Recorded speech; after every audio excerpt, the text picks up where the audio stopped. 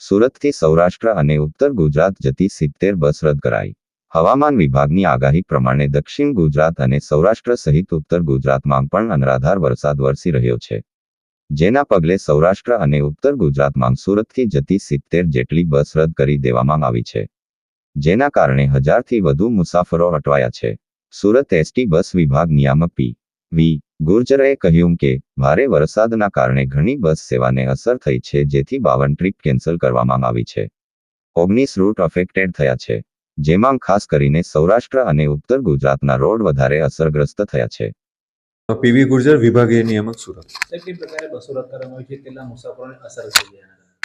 Heavy રેનના લીધે સુરત વિભાગની 52 ટ્રીપો cancel થઈ છે. 19 રૂટો કેન્સલ કર્યા છે, જેમાં છે પોરબંદર, સોમનાથ, દ્વારકા, તેમજ નોર્થમાં આપણે ગોધરા, ઝાલોદ, દાહોદ તરફનું સંચાલન છે એ સ્થગિત કરવામાં આવ્યું છે. કેટલા મુસાફરો અટવાયા છે અને એસટી નિગમ દ્વારા કઈ પ્રકારની આગામી દિવસમાં રેનના લીધે અગમચેતીના ભાગરૂપે આ સંચાલન બંધ કરવામાં આવેલું છે, અને અત્યારે આશરે 500થી 1000 પબ્લિકનો જે એમને મુસાફરી કરી શક્યા નથી.